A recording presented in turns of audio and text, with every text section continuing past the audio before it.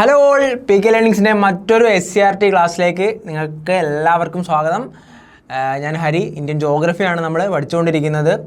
അപ്പോൾ SCERT NCERT ചാപ്റ്റേഴ്സിന് പാഠപുസ്തകങ്ങളെ base ചെയ്തുകൊണ്ട് Indian ജോഗ്രഫിയാണ് നമ്മൾ പഠിച്ചുകൊണ്ടിരിക്കുന്നത്. അപ്പോൾ നമുക്കറിയാം, നമ്മൾ ഇന്ത്യയുടെ ഭൂപ്രകൃതി വിഭാഗങ്ങളെപ്പറ്റി, ഇന്ത്യയുടെ ഫിസിയോഗ്രഫിക് ഡിവിഷൻസിനെ പറ്റിയാണ് നമ്മൾ കഴിഞ്ഞ കുറച്ചധികം ക്ലാസ്സുകളായിട്ട് പഠിച്ചുകൊണ്ടിരിക്കുന്നത്.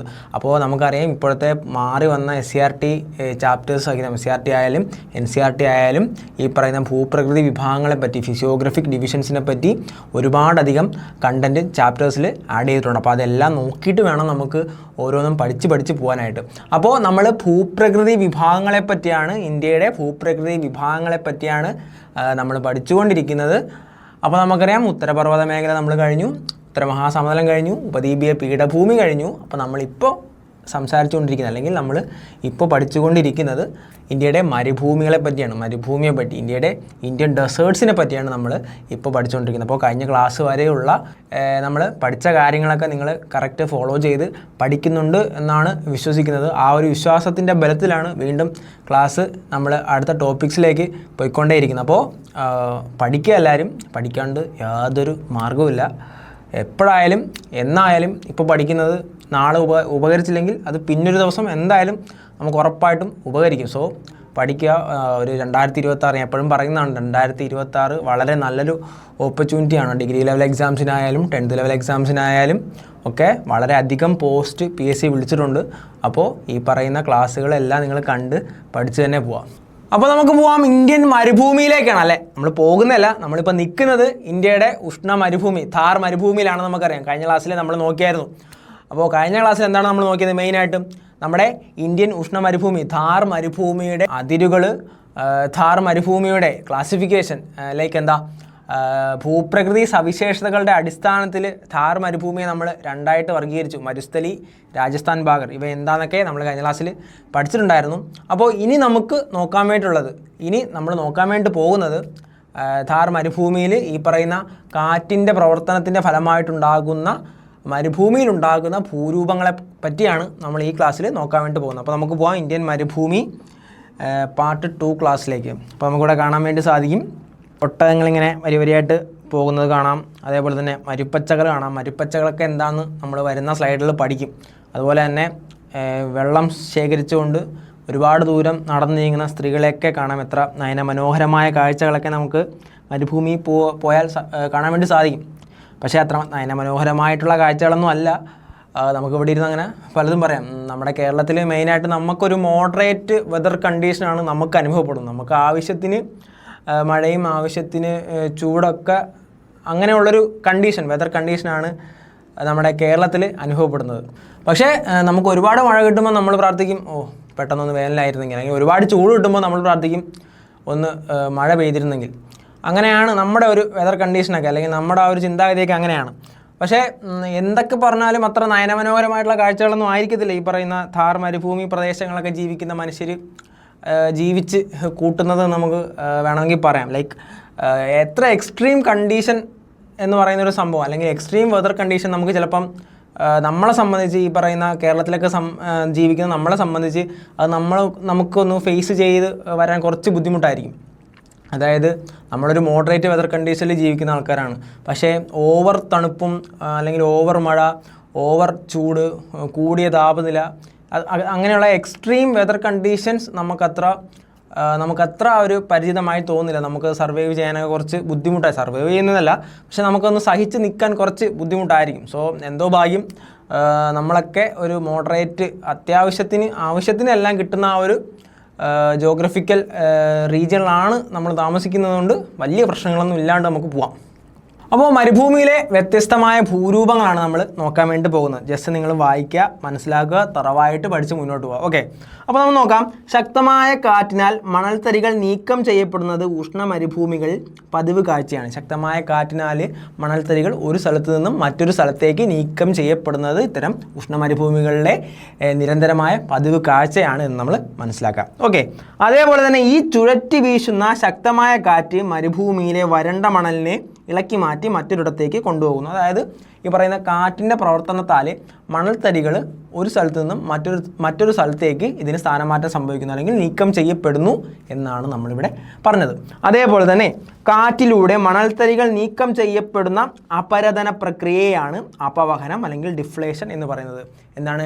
കാറ്റിലൂടെ ഈ പറയുന്ന മണൽത്തരികൾ നീക്കം ചെയ്യപ്പെടുന്ന അപരദന പ്രക്രിയ അല്ലെങ്കിൽ ഈ പ്രദേശത്ത് മണൽത്തരികൾക്ക് സംഭവിക്കുന്ന കാറ്റിൻ്റെ പ്രവർത്തന ഫലമായി മണൽത്തരികൾക്ക് സംഭവിക്കുന്ന അപരദന പ്രക്രിയയാണ് അല്ലെങ്കിൽ ഈ റീജിയനിൽ കാറ്റിൻ്റെ പ്രവർത്തനത്താൽ മണൽത്തരികൾ നീക്കം ചെയ്യപ്പെടുന്ന പ്രക്രിയ അല്ലെങ്കിൽ നീക്കം ചെയ്യപ്പെടുന്ന അപരദന പ്രക്രിയ, ഇറോഷണൽ പ്രോസസ്സിനെയാണ് നമ്മൾ ഡിഫ്ലേഷൻ അഥവാ അപവഹനം എന്ന് പറയുന്നത്. അപ്പോൾ ഈ പറയുന്ന അല്ലെങ്കിൽ നമ്മളിപ്പോൾ നോക്കിയ സ്ലൈഡിലെ ഏറ്റവും ഇമ്പോർട്ടൻ്റ് ടേം എന്താണെന്ന് ചോദിച്ചാൽ വേറെ ഒന്നുമല്ല, അപവഹനം എന്താണ് എന്ന് മാത്രമാണ്. സോ ഇതൊരു അപരദന പ്രക്രിയയാണ് എന്നാണ് നമ്മൾ ആദ്യം മനസ്സിലാക്കേണ്ടത്. എന്താണ്? കാറ്റിലൂടെ, അതായത് ഏറ്റവും പ്രധാനപ്പെട്ട ജിയോമോർഫിക് ഏജൻ്റായ കാറ്റിലൂടെ മണൽത്തരികൾ നീക്കം ചെയ്യപ്പെടുന്ന അപരദന പ്രക്രിയ, ഇറോഷണൽ പ്രോസസ്സിനെയാണ് നമ്മൾ അപവഹനം അഥവാ ഡിഫ്ലേഷൻ എന്ന് പറയുന്നത്.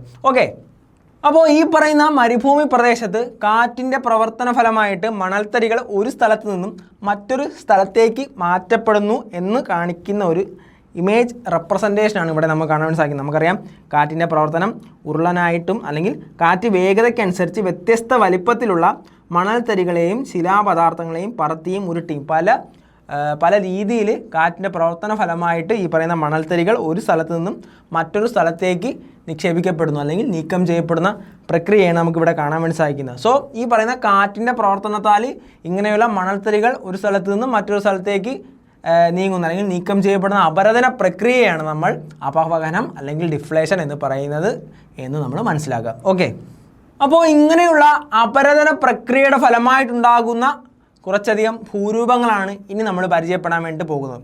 നോക്കാം. ഒരേ ദിശയിൽ ശക്തമായി കാറ്റ് വീശുമ്പോൾ അപവഹന പ്രക്രിയയിലൂടെ ആഴം കുറഞ്ഞ ഗർത്തങ്ങളാണ് ഈ പറയുന്ന അപവഹന ഗർത്തങ്ങൾ എന്ന് പറയുന്നത്. നമുക്കൊന്ന് വായിക്കാം. ഒരേ ദിശയിൽ ശക്തമായി കാറ്റ് വീശുമ്പോൾ അപവഹന പ്രക്രിയയിലൂടെ ആഴം കുറഞ്ഞ ഗർത്തങ്ങൾ രൂപപ്പെടാറുണ്ട്. ഇവയാണ് അപവഹന ഗർത്തങ്ങൾ അല്ലെങ്കിൽ ഡിഫ്ലേഷൻ ഹോളോസ് എന്ന് പറയുന്നത്. അപ്പോൾ കാറ്റിൻ്റെ അപരദന ഫലമായി അല്ലെങ്കിൽ അപവഹന പ്രക്രിയയുടെ ഫലമായിട്ട് മരുഭൂമിയിലുണ്ടാകുന്ന ഒരു ഇറോഷണൽ ലാൻഡ് ഫോം അല്ലെങ്കിൽ അപരദന ഭൂരൂപമാണ് അപവഹന ഗർത്തങ്ങൾ എന്നാണ് നമ്മൾ ഇവിടുന്ന് മനസ്സിലാക്കേണ്ടത്. എന്താണ്? ഒരേ ദിശയിൽ ശക്തമായി കാറ്റ് വീശുമ്പോൾ അപവഹന പ്രക്രിയയുടെ ഫലമായിട്ട് ആഴം കുറഞ്ഞ ഗർത്തങ്ങൾ ഈ പറയുന്ന മണൽ പരപ്പുകളിൽ രൂപപ്പെടാറുണ്ട്. ഇത്തരം ആഴം കുറഞ്ഞ ഗർത്തങ്ങളെയാണ് അപവഹന ഗർത്തങ്ങൾ അല്ലെങ്കിൽ ഡിഫ്ലേഷൻ ഹോളോസ് എന്ന് പറയുന്നത്. എന്താണ്? ഡിഫ്ലേഷൻ ഹോളോസ് അല്ലെങ്കിൽ അപവഹന ഗർത്തങ്ങൾ. അപ്പോൾ അപവഹന ഗർത്തങ്ങൾ എന്ത് രൂപമാണ്? അപവഹന ഗർത്തങ്ങൾ ടാസ്ക് പരിപാടിയാണല്ലോ എഴുതുന്നത്. അപവഹന ഗർത്തങ്ങൾ ഒരു ഇറോഷണൽ ലാൻഡ് ഫോം അല്ലെങ്കിൽ അപരദന ഭൂരൂപമാണ്. അപരദന ഭൂരൂപത്തിന് ഉദാഹരണമാണ്. കാറ്റിൻ്റെ അപരദന ഭൂരൂപത്തിന് ഉദാഹരണമാണ്. കാറ്റിൻ്റെ ഫലമായിട്ടുണ്ടാകുന്ന അല്ലെങ്കിൽ കാറ്റിൻ്റെ അപരദന പ്രക്രിയയുടെ ഫലമായിട്ടുണ്ടാകുന്ന ഭൂരൂപങ്ങൾക്ക് ഉദാഹരണമാണ് അപവഹന ഗർത്തങ്ങൾ അല്ലെങ്കിൽ ഇത്തരം ആഴം കുറഞ്ഞ ഗർത്തങ്ങളെയാണ് അപവഹന ഗർത്തങ്ങൾ എന്ന് പറയുന്നത്. ഓക്കെ, അപ്പോൾ അപവഹന ഗർത്തങ്ങൾ എന്താണെന്ന് നമ്മൾ പഠിച്ചു. കാറ്റിൻ്റെ അപവഹന പ്രക്രിയയിലൂടെ അല്ലെങ്കിൽ കാറ്റിൻ്റെ അപരദനത്തിൻ്റെ ഫലമായിട്ടുണ്ടാകുന്ന ആ ഒരു ആഴം കുറഞ്ഞ ഗർത്തങ്ങളെ നമ്മൾ അപവഹന ഗർത്തങ്ങൾ അല്ലെങ്കിൽ ഡിഫ്ലേഷൻ ഹോളോസ് എന്ന് പറഞ്ഞു. അതേപോലെ തന്നെ മറ്റൊരു ഭൂരൂപമാണ് ഗുഹകൾ എന്ന് പറയുന്നത്. എന്താ നോക്കാം. തുടർച്ചയായി സംഭവിക്കുന്ന അപവഹന പ്രക്രിയയുടെ ഫലമായി കാലക്രമേണ ശിലകളിൽ ഗുഹകളും രൂപപ്പെടാറുണ്ട്. ഈ കാണപ്പെടുന്ന ഒരു ഭൂരൂപമാണ് ഗുഹകൾ എന്ന് പറയുന്നത്. ഇത് കൂടുതൽ എക്സ്പ്ലനേഷൻ്റെ ആവശ്യമില്ല എന്നാണ് തോന്നുന്നത്. ഈ പറയുന്ന ഇത്രയുമുള്ള ശിലകൾക്ക് മേൽ കാറ്റ് വന്ന് അടിക്കുമ്പോൾ അവിടെ ഉണ്ടാകുന്ന അപരദന പ്രക്രിയ, അതിനെയാണ് നമ്മൾ അപവഹനം എന്ന് പറഞ്ഞത്. ഈ പ്രക്രിയയുടെ ഫലമായിട്ടുണ്ടാകുന്ന അപരദന ഭൂരൂപമാണ് ഗുഹകൾ എന്ന് പറഞ്ഞത്. ഓക്കെ, അതേപോലെ തന്നെ നമുക്ക് നോക്കാം.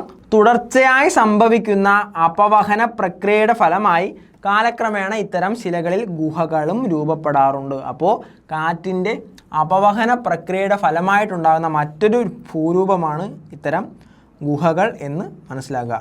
അപ്പോൾ അപവഹന ഗർത്തങ്ങളും ഗുഹകളും കാറ്റിൻ്റെ അപവഹന പ്രക്രിയയുടെ ഫലമായിട്ട് അല്ലെങ്കിൽ തുടർച്ചയായ അപവഹന പ്രക്രിയയുടെ ഫലമായിട്ടുണ്ടാകുന്ന ഭൂരൂപങ്ങളാണ് എന്ന് നമ്മൾ മനസ്സിലാക്കുക. അപ്പോൾ അപഘർഷണം എന്താണ് എന്നാണ് ഇനി നമുക്ക് നോക്കാൻ വേണ്ടിയുള്ളത്. നോക്കാം. ശക്തമായി വീശുന്ന കാറ്റ് വഹിച്ചു കൊണ്ടുവരുന്ന മണൽത്തരികളും ശിലാപദാർത്ഥങ്ങളും മരുഭൂമിയിൽ ഉയർന്നു നിൽക്കുന്ന ശിലകളിൽ ശക്തമായി ഉരസുന്നു.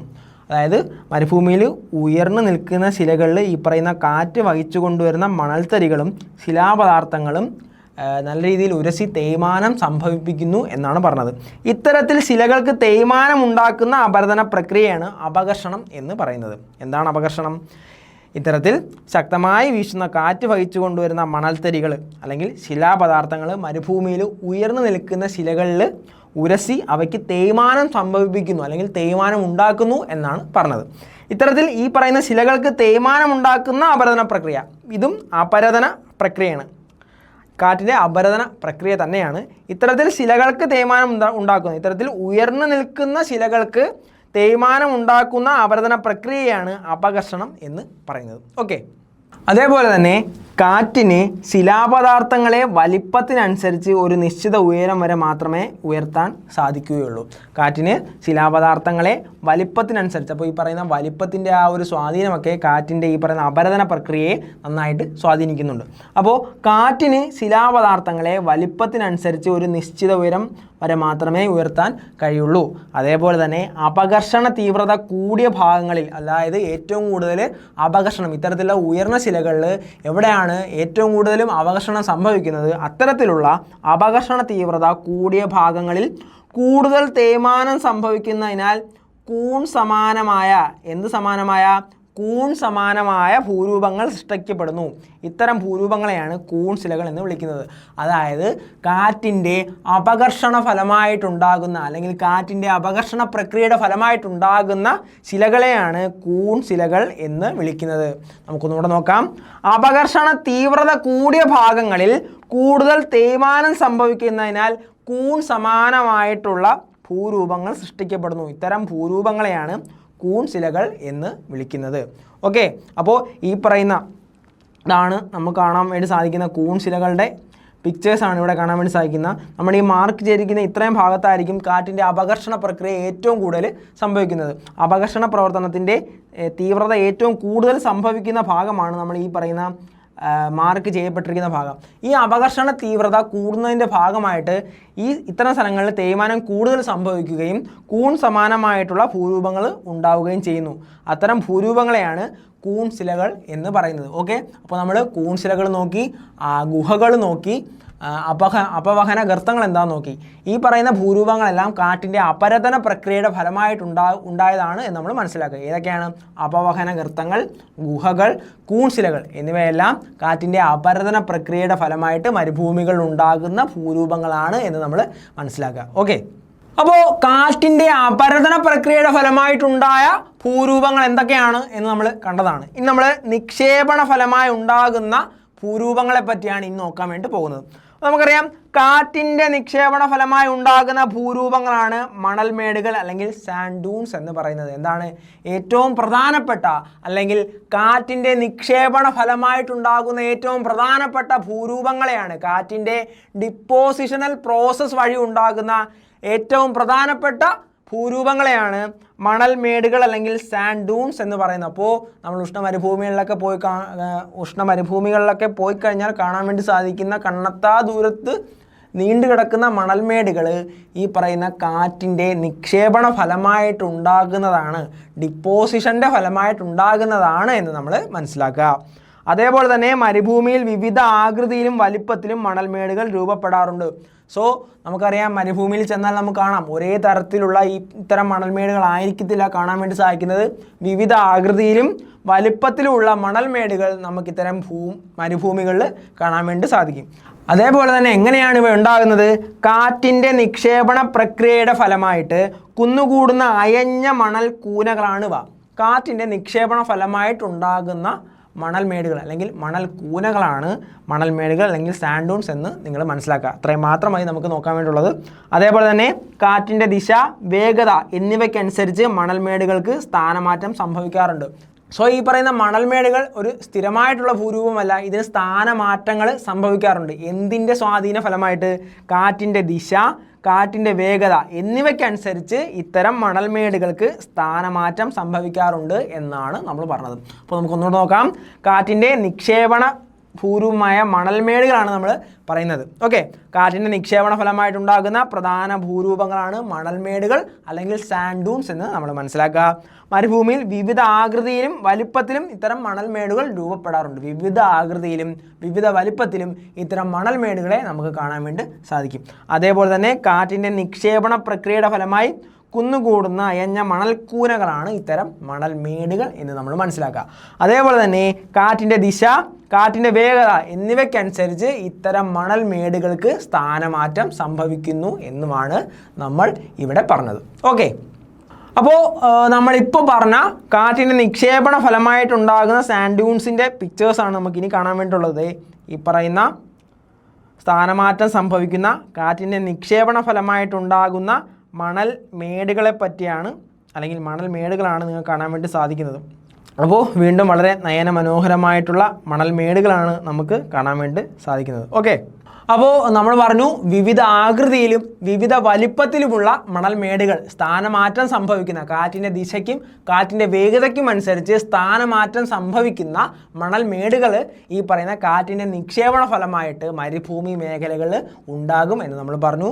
അതേപോലെ തന്നെ ഇത്തരം മണൽമേടുകൾക്ക് വിവിധ ആകൃതിയിലും വിവിധ വലിപ്പത്തിലും നമുക്ക് ഇത്തരം മണൽമേടുകളെ കാണാൻ വേണ്ടി സാധിക്കും. അത്തരം മണൽമേടുകളാണ് നമുക്ക് ഇവിടെ കാണാൻ വേണ്ടി സാധിക്കുന്നത്. ബർക്കൻസ് എന്ന് പറയും. ചന്ദ്രക്കലാകൃതിയിലുള്ള മണൽമേടുകൾ അല്ലെങ്കിൽ ചന്ദ്രക്കലാകൃതിയിലുള്ള മണൽമേടുകളാണ് ഈ പറയുന്ന ആദ്യത്തെ ചിത്രത്തിൽ കാണാൻ വേണ്ടി സാധിക്കുന്നത്. ഇത്തരത്തിലുള്ള മണൽമേടുകളെ നമ്മൾ എന്തെന്ന് വിളിക്കുന്നു? ബർക്കൻസ് എന്ന് വിളിക്കുന്നു. ചന്ദ്രക്കലയുടെ ആകൃതിയിലുള്ള മണൽമേടുകളെ അല്ലെങ്കിൽ കാറ്റിൻ്റെ നിക്ഷേപണ ഫലമായിട്ട് ചന്ദ്രക്കലയുടെ ആകൃതിയിൽ രൂപപ്പെടുന്ന മണൽമേടുകളെ നമ്മൾ ബർക്കൻസ് എന്ന് വിളിക്കുന്നു.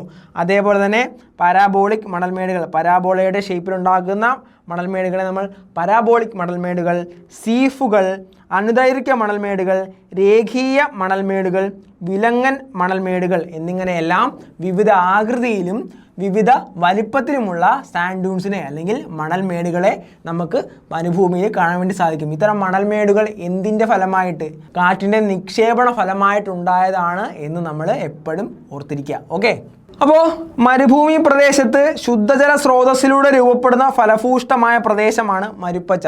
അപ്പോൾ മരുഭൂമിയുടെ എല്ലാ സ്ഥലത്തും അത്ര വരണ്ട പ്രദേശമാണ് കൂടുതൽ കാണപ്പെടുന്നതെങ്കിലും ചില സ്ഥലങ്ങളിൽ ഫലഭൂഷ്ടമായ, അതായത് ശുദ്ധജല സ്രോതസ്സിലൂടെ രൂപപ്പെടുന്ന ഫലഭൂഷ്ടമായ കുറച്ച് പ്രദേശം കാണാൻ വേണ്ടി സാധിക്കും. ഇത്തരം പ്രദേശങ്ങളെയാണ് നമ്മൾ മരുപ്പച്ച എന്ന് നമ്മൾ പറയുന്നത്. നമുക്ക് അറിയാവുന്ന ഒരു കേസാണ്. അതേപോലെ തന്നെ പ്രകൃതിദത്ത നീരുറവകളാലോ അല്ലെങ്കിൽ മറ്റ് ഭൂഗർഭജല സ്രോതസ്സുകളാലോ ആണ് മരുപ്പച്ചകൾ രൂപപ്പെടുന്നത്. അപ്പോൾ എങ്ങനെയാണ് ഇത്തരം മരുപ്പച്ചകൾ രൂപപ്പെടുന്നത്? പ്രകൃതിദത്ത നീരുറവകളാലോ അല്ലെങ്കിൽ ഭൂഗർഭജല സ്രോതസ്സുകളുടെ പ്രവർത്തന ഫലമായിട്ടോ ആണ് ഇത്തരം മരുപ്പച്ചകൾ കാണാൻ വേണ്ടി സാധിക്കുന്നത്. അപ്പോൾ മരുഭൂമി പ്രദേശത്ത് ശുദ്ധജല സ്രോതസ്സിലൂടെ രൂപപ്പെടുന്ന ഫലഭൂയിഷ്ടമായിട്ടുള്ള പ്രദേശത്തെയാണ് മരുപ്പച്ച എന്ന് പറയുന്നത്. എങ്ങനെയാണ് അല്ലെങ്കിൽ ആരുടെ പ്രവർത്തനത്തിൻ്റെ ഫലമായിട്ടാണ് ഇത്തരം മരുപ്പച്ചകൾ ഉണ്ടാകുന്നത്? അപ്പോൾ പ്രകൃതിദത്ത നീരുറവകളാലോ അല്ലെങ്കിൽ മറ്റു ഭൂഗർഭജല സ്രോതസ്സുകളാലോ ആണ് ഇത്തരം മരുപ്പച്ചകൾ ഉണ്ടാകുന്നത് എന്നും നമ്മൾ മനസ്സിലാക്കുക. അതേപോലെ തന്നെ ഇവ ഓരോന്നും വലിപ്പത്തിൽ വ്യത്യാസപ്പെട്ടിരിക്കുന്നു. മരുപ്പച്ചയുടെ അല്ലെങ്കിൽ മരുപ്പച്ചകളുടെ വലിപ്പം പലതരത്തിൽ വ്യത്യാസപ്പെട്ടിരിക്കുന്നു എന്ന് നമ്മൾ മനസ്സിലാക്കുക. അതേപോലെ തന്നെ പരുത്തി, നാരക ഇനത്തിലുള്ള സസ്യങ്ങൾ, പഴവർഗ്ഗങ്ങൾ, ഗോതമ്പ്, ചോളം എന്നിവ സാധാരണയായി പല മരുപ്പച്ചകളിലും കൃഷി ചെയ്യാറുണ്ട്. അപ്പോൾ ഇത്തരം ഫലഭൂഷ്ടമായിട്ടുള്ള പ്രദേശങ്ങളാണ് മരുപ്പച്ചകൾ എന്ന് നമ്മൾ പറഞ്ഞു.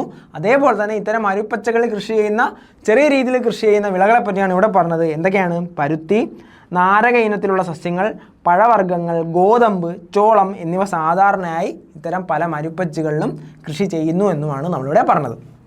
അപ്പോൾ മരുപ്പച്ചകളുടെ ആ ഒരു പിക്ചറാണ് നമുക്കിവിടെ കാണാൻ വേണ്ടി സാധിക്കുന്നത്. അപ്പോൾ നമുക്കറിയാം, നമ്മുടെ ആടുജീവിതം സിനിമയിലൊക്കെ നമ്മൾ അവസാനം പൃഥ്വിരാജൊക്കെ ആ പറഞ്ഞ ദാഹിച്ച് ചെന്ന് കയറുന്ന ഒരു സ്ഥലമുണ്ടല്ലോ, അത്തരം പ്രദേശങ്ങളാണ് ഈ പറയുന്ന മരുപ്പച്ചകൾ. നമുക്ക് പണ്ടുതൊട്ടേ നമ്മൾ കേട്ട് പഴകിച്ചുള്ളൊരു ടേമാണ്. അപ്പം ഇത്തരം മരുപ്പച്ചകൾ എവിടെയാണ് കാണുന്നത്? ഈ പറയുന്ന ഉഷ്ണ മരുഭൂമികളിലൊക്കെയാണ് ഈ പറയുന്ന മരുപ്പച്ചകൾ കാണുന്നത് എന്ന് നമ്മൾ മനസ്സിലാക്കുക. ഓക്കെ, അപ്പോൾ ഇന്ത്യയുടെ പ്രധാനപ്പെട്ട ഉഷ്ണ മരുഭൂമിയായ അല്ലെങ്കിൽ ഇന്ത്യയുടെ ഒരേ ഒരു ഉഷ്ണ മരുഭൂമിയായ ഥാർ മരുഭൂമിയുടെ പ്രത്യേകതകൾ എന്തൊക്കെയാണ് നമ്മൾ നോക്കി. ഇനി നമ്മൾ ഇന്ത്യയുടെ ശീത മരുഭൂമിയെ പറ്റിയാണ്, അല്ലെങ്കിൽ ജസ്റ്റ് ഇന്ത്യയുടെ ശീത മരുഭൂമി, ഇന്ത്യയുടെ ട്രാൻസ് ഹിമാലയൻ ഭാഗത്ത്, ഇന്ത്യയുടെ ഏറ്റവും വടക്ക് ഭാഗത്ത് ഇന്ത്യയിലെ ഒരു ശീത മരുഭൂമി സ്ഥിതി ചെയ്യുന്നു എന്ന് നിങ്ങൾ മനസ്സിലാക്കുക. ലഡാക്കാണ് ഇന്ത്യയുടെ ശീത മരുഭൂമി എന്ന് അറിയപ്പെടുന്നത്. ഓക്കെ, അപ്പോൾ ലഡാക്ക് ഇന്ത്യയുടെ ശീത മരുഭൂമിയെ പറ്റിയാണ് ഇനി നമ്മൾ നോക്കാൻ വേണ്ടി പോകുന്നത്. ഇന്ത്യയിൽ സ്ഥിതി ചെയ്യുന്ന ശീത മരുഭൂമിയാണ് ലഡാക്ക്. നമുക്കറിയാം ട്രാൻസ് ഹിമാലയൻ നിരകളിലാണ് ലഡാക്ക് നിരകൾ അല്ലെങ്കിൽ ലഡാക്ക് ശീത മരുഭൂമി കോൾഡ് ഡെസേർട്ട് കാണുന്നത് നമ്മൾ മനസ്സിലാക്കുക. -30°C താഴെ താപനിലയുള്ള ഒരു തണുത്ത മരുഭൂമിയാണ്. കോൾഡ് ഡെസേർട്ടിന് എക്സാമ്പിളാണ്, നമ്മൾ കോൾഡ് ഡെസേർട്ടാണ് പറയുന്നത്, കോൾഡ് ഡെസേർട്ടിന് എക്സാമ്പിളാണ് ലഡാക്ക് എന്ന് പറയുന്നത്. അപ്പോൾ എത്ര °C ആണ് ഇവിടുത്തെ താപനില? -30°യിൽ താഴെയുള്ള താപനിലയാണ് ഈ പറയുന്ന ലഡാക്ക് റീജിയൻസിൽ അനുഭവപ്പെടുന്നത്. ഓക്കെ, മറ്റ് സവിശേഷതകളാണ് ഇവിടെ മഴ വളരെ കുറവാണ്. പാറക്കെട്ടുകളുള്ള ഭൂപ്രദേശം, ആഴമേറിയ താഴ്വരകൾ, പാങ്കോങ് സോ തുടങ്ങിയ തടാകങ്ങൾ എന്നിവ ഇവിടെ കാണപ്പെടുന്നു. അപ്പോൾ ഇവിടുത്തെ പ്രത്യേകതയാണ് മഴ വളരെ കുറവാണ്. ഓക്കെ, അതേപോലെ തന്നെ പാറക്കെട്ടുകളുള്ള ഭൂപ്രദേശങ്ങൾ ഈ പറയുന്ന ലഡാക്കൻ റീജിയൻസിൽ കാണപ്പെടുന്നു. അതേപോലെ തന്നെ ആഴമേറിയ താഴ്വരകൾ കാണപ്പെടുന്നു. ഇന്ത്യയുടെ ഏറ്റവും വടക്ക് ഭാഗത്ത് ട്രാൻസ് ഹിമാലയൻ നിരകളിലാണ് ലഡാക്ക് സ്ഥിതി ചെയ്യുന്നതെന്ന് മനസ്സിലാക്കുക. അതുകൊണ്ട് തന്നെ ഇവിടെ ആഴമേറിയ താഴ്വരകൾ, പാറക്കെട്ടുള്ള ഭൂപ്രദേശം കാണപ്പെടുന്നു. അതേപോലെ തന്നെ ചില തടാകങ്ങൾ കാണപ്പെടുന്നു. ഏറ്റവും പ്രധാനപ്പെട്ടത് പാങ്കോങ് സോ എന്നറിയപ്പെടുന്ന തടാകം ലഡാക്കിൻ്റെ ഒരു പ്രത്യേകതയാണ്. സോ എന്നാൽ തടാകം എന്നാണ് അർത്ഥം. അപ്പോൾ ലഡാക്ക് റീജിയനിൽ കാണപ്പെടുന്ന ഏറ്റവും പ്രധാനപ്പെട്ട തടാകമാണ് പാങ്കോങ് സോ എന്ന് മനസ്സിലാക്കുക. ഓക്കെ, അപ്പോൾ നമുക്കൊന്നുകൂടെ പറയാം, ഇന്ത്യയിൽ കാണപ്പെടുന്ന അല്ലെങ്കിൽ ഇന്ത്യയിൽ സ്ഥിതി ചെയ്യുന്ന ഏറ്റവും പ്രധാനപ്പെട്ട ഒരു ശീത മരുഭൂമിയാണ് ലഡാക്ക് എന്ന് പറയുന്നത്. എവിടെയാണ് ലഡാക്ക് സ്ഥിതി ചെയ്യുന്നത്? ഇന്ത്യയുടെ ഏറ്റവും വടക്ക് ഭാഗത്ത് ട്രാൻസ് ഹിമാലയൻ നിരകളിലാണ് നമുക്ക് ലഡാക്ക് കാണാൻ വേണ്ടി സാധിക്കുന്നത്. അപ്പോൾ ഇന്ത്യയിൽ സ്ഥിതി ചെയ്യുന്ന ശീത മരുഭൂമിയാണ് ലഡാക്ക്. ശീത മരുഭൂമി കോൾഡ് ഡെസേർട്ടാണ് ലഡാക്ക് എന്ന് പറയുന്നത്. -30°C ആണ് താപനിലയുള്ള ഒരു തണുത്ത മരുഭൂമി. -30° ആണ് ഇവിടുത്തെ താപനില എന്ന് മനസ്സിലാക്കുക. അല്ലെങ്കിൽ അത്രയും എക്സ്ട്രീം തണുപ്പ് അനുഭവപ്പെടുന്ന ഒരു ഏരിയയാണ് ഈ പ്രദേശം എന്ന് നമ്മൾ മനസ്സിലാക്കുക. അതേപോലെ തന്നെ മഴ വളരെ കുറവാണ്. പാറക്കെട്ടുള്ള പ്രദേശം, ആഴമേറിയ താഴ്വരകൾ, പാങ്കോങ് സോ പോലുള്ള ചില തടാകങ്ങൾ ലഡാക്കിൻ്റെ പ്രത്യേകതയാണ്. ഓക്കെ, അപ്പോൾ ഇതാണ് നമ്മുടെ പാങ്കോങ് സോ, ലഡാക്ക് ശീത മരുഭൂമിയിൽ കാണപ്പെടുന്ന പാങ്കോങ് സോ എന്നറിയപ്പെടുന്ന തടാകമാണ് നിങ്ങൾക്ക് ഇവിടെ കാണാൻ വേണ്ടി സാധിക്കുന്നത്. ഓക്കെ, അതേപോലെ തന്നെ ചന്ദ്രനിലെ ഭൂപ്രകൃതിയോട് സാമ്യമുള്ളതിനാൽ ഇതിനെ മൂൺലാൻഡ് അല്ലെങ്കിൽ ചന്ദ്രഭൂമി എന്നും അറിയപ്പെടുന്നു. നമ്മുടെ NCERT ചാപ്റ്ററിലെ ഒരു പോയിൻ്റാണ്. ഇവിടുത്തെ ഭൂപ്രകൃതിയുടെ സവിശേഷതയാണ് ഇവിടെ പറഞ്ഞത്. എന്തിനോട് ഉപമിച്ചാണ് പറഞ്ഞത്, അല്ലെങ്കിൽ എന്തിൻ്റെ ഭൂപ്രകൃതിക്ക് സമാനമായിട്ടാണെന്നാണ് ഇവിടെ പറയുന്നത്? ചന്ദ്രനിലെ ഭൂപ്രകൃതിയോട് സാമ്യമുള്ളതിനാൽ ഇത്തരം അല്ലെങ്കിൽ ലഡാക്ക് റീജിയൻസിനെ, ലഡാക്ക് ശീതമരുഭൂമിയെ മൂൺലാൻഡ് അല്ലെങ്കിൽ ചന്ദ്രഭൂമി എന്നും അറിയപ്പെടുന്നു. അപ്പോൾ ലഡാക്ക് ശീതമരുഭൂമിയെ മൂൺലാൻഡ് അല്ലെങ്കിൽ ചന്ദ്രഭൂമി എന്നും അറിയപ്പെടുന്നു. അതേപോലെ തന്നെ ട്രാൻസ് ഹിമാലയൻ മേഖലകളിലാണ് ഈ പറയുന്ന ലഡാക്ക് ശീതമരുഭൂമി സ്ഥിതി ചെയ്യുന്നത്. അപ്പോൾ ഒന്നുകൂടെ നോക്കാം. ചന്ദ്രനിലെ ഭൂപ്രകൃതിക്ക് സാമ്യമായതിനാൽ മൂൺലാൻഡ് അല്ലെങ്കിൽ ചന്ദ്രഭൂമി എന്നും ലഡാക്ക് റീജിയൻസിനെ അറിയപ്പെടുന്നു.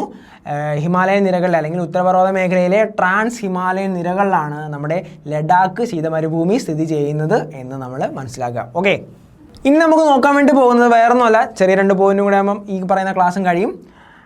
അതായത് ലഡാക്ക് റീജിയൻസ്, ലഡാക്ക് ശീത മരുഭൂമി പ്രദേശത്ത് കാണപ്പെടുന്ന ജീവിവർഗ്ഗങ്ങളാണ് നമ്മൾ ഇനി പറയാൻ വേണ്ടി പോകുന്നത്. നമുക്ക് നോക്കാം. ഹിമപ്പുലികൾ, ഐബെക്സ്, ടിബറ്റൻ ആൻറ്റിലോപ്പ് തുടങ്ങിയവയാണ് ഈ പറയുന്ന ശീത മരുഭൂമി പ്രദേശത്ത് കാണപ്പെടുന്ന പ്രധാനപ്പെട്ട ജീവിവർഗ്ഗങ്ങൾ. ഓക്കെ, ഹിമപ്പുലികൾ. അടുത്തത് ഐബെക്സ്. ഐബെക്സ് എന്താണ്? പർവ്വത പ്രദേശങ്ങളിൽ കാണപ്പെടുന്ന ഒരുതരം ആട് വർഗ്ഗമാണ് ഐബെക്സ് എന്ന് പറയുന്നത്. ഓക്കെ, അപ്പോൾ ഇത്തരം പറയുന്ന അടുത്ത സ്ലൈഡിൽ ഈ ഐബെക്സിൻ്റെ ചിത്രം ഉൾപ്പെടുത്തിയിട്ടുണ്ട്. അപ്പോൾ ഈ പറയുന്ന പർവ്വത പ്രദേശങ്ങളിൽ കാണപ്പെടുന്ന ഒരു ആട് വർഗ്ഗത്തെയാണ് നമ്മൾ ഐബെക്സ് എന്ന് പറയുന്നത്. അതേപോലെ തന്നെ ടിബറ്റൻ ആൻറ്റിലോപ്പ് പർവ്വത പ്രദേശങ്ങളിൽ കാണപ്പെടുന്ന അല്ലെങ്കിൽ പർവ്വത മേഖലയിൽ കാണപ്പെടുന്ന ഒരുതരം കലമാനുകളെയാണ് നമ്മൾ ടിബറ്റൻ ആൻറ്റിലോപ്പ് എന്ന് പറയുന്നത്. ഓക്കെ, അപ്പോൾ ഹിമപ്പുലികൾ, ഐബെക്സ്, ടിബറ്റൻ ആൻറ്റിലോപ്പ് എന്നിവയാണ് അല്ലെങ്കിൽ ഇത്തരത്തിലുള്ള ജീവിവർഗ്ഗങ്ങളാണ് പ്രധാനമായിട്ടും ഈ പറയുന്ന ലഡാക്ക് ശീത മരുഭൂമി പ്രദേശത്ത് കാണപ്പെടുന്നത് നമ്മൾ മനസ്സിലാക്കും. അപ്പോൾ ഹിമപ്പുലികൾ, ഐബെക്സ് എന്താണ്? പർവ്വത പ്രദേശങ്ങളിൽ കാണപ്പെടുന്ന ഒരു ആട് വർഗ്ഗത്തെയാണ് നമ്മൾ ഐബെക്സ് എന്ന് പറയുന്നത്. അതേപോലെ തന്നെ പർവ്വത പ്രദേശങ്ങളിൽ കാണപ്പെടുന്ന ഒരു തരം കലമാനുകളെ നമ്മൾ ടിബറ്റൻ ആൻറ്റിലോപ്പ് എന്ന് പറയുന്നു. അപ്പോൾ ഇത്തരം പറഞ്ഞ ടിബറ്റൻ ആൻറ്റിലോപ്പ്, ഐബെക്സ്, ഹിമപ്പുലികൾ തുടങ്ങിയ ജീവിവർഗ്ഗങ്ങളാണ് പ്രധാനമായിട്ടും ലഡാക്ക് ശീത മരുഭൂമിയിൽ കാണപ്പെടുന്നത് എന്ന് നമ്മൾ മനസ്സിലാക്കുക. അതേപോലെ തന്നെ ഈ പ്രദേശത്തെ പ്രധാന ഉത്സവങ്ങളാണ് ലോസാർ, ഹെമിസ് ഫെസ്റ്റിവൽ എന്ന് പറയുന്നത്. അപ്പോൾ ലോസാറും ഹെമിസ് ഫെസ്റ്റിവലും ഈ പറയുന്ന ലഡാക്ക് റീജിയൻസിൽ കാണപ്പെടുന്ന അല്ലെങ്കിൽ ലഡാക്ക് റീജിയൻസിൽ ആഘോഷിക്കുന്ന പ്രധാന ഉത്സവങ്ങളാണ് എന്ന് നമ്മൾ മനസ്സിലാക്കുക. എന്താണ്? ലോസർ, ഹെമിസ് ഫെസ്റ്റിവൽ എന്നിവ ലഡാക്ക് റീജിയൻസിലെ പ്രധാനപ്പെട്ട ഉത്സവങ്ങളാണ് എന്ന് നമ്മൾ മനസ്സിലാക്കുക. ഓക്കെ, അപ്പോൾ ഇതാണ് നമ്മൾ ആദ്യം കണ്ട ഐബക്സ് എന്ന് പറയുന്നത്. പർവ്വത മേഖലകളിൽ കാണപ്പെടുന്ന ഒരു തരം ആടുവർഗ്ഗമാണ് ഐബക്സ് എന്ന് പറയുന്നത്. അതേപോലെ തന്നെ ഇത്തരം പർവ്വത മേഖലകളിൽ കാണപ്പെടുന്ന പ്രധാനപ്പെട്ട ഒരു കലമാനുകളുടെ സ്പീഷീസ്, അല്ലെങ്കിൽ ഇത്തരം കലമാനുകളെയാണ്, പർവ്വത മേഖലയിൽ കാണപ്പെടുന്ന ഒരു തരം കലമാനുകളെയാണ് ടിബറ്റൻ ആൻറ്റിലോപ്പ് എന്ന് പറയുന്നത്. ഇതാണ് ടിബറ്റൻ ആൻറ്റിലോപ്പ്. അതേപോലെ ഇതാണ് ഐബക്സ് എന്ന് പറയുന്നത്. ഓക്കെ, അപ്പോൾ ഇന്നത്തെ ക്ലാസ് നമ്മൾ കഴിഞ്ഞിരിക്കുകയാണ്. പക്ഷേ ഇന്ത്യൻ ഡെസേർട്ട്, ഇന്ത്യൻ മരുഭൂമി കഴിഞ്ഞിട്ടില്ല. ഇന്ത്യൻ മരുഭൂമിയുടെ കാലാവസ്ഥയും മറ്റ് സവിശേഷതകളെ അതും കുറച്ചുണ്ട്. നെക്സ്റ്റ് ഒരു ക്ലാസ്സിലേക്ക് നമുക്ക് നോക്കാം. അപ്പോൾ ഇന്നത്തെ ക്ലാസ് എല്ലാവർക്കും ഉപയോഗപ്രദമായി എന്ന് വിചാരിക്കുന്നു. അപ്പോൾ എല്ലാവരും പഠിക്കുക, പഠിച്ചുകൊണ്ട് മുന്നോട്ട് പോവുക. അപ്പോൾ താങ്ക് യു.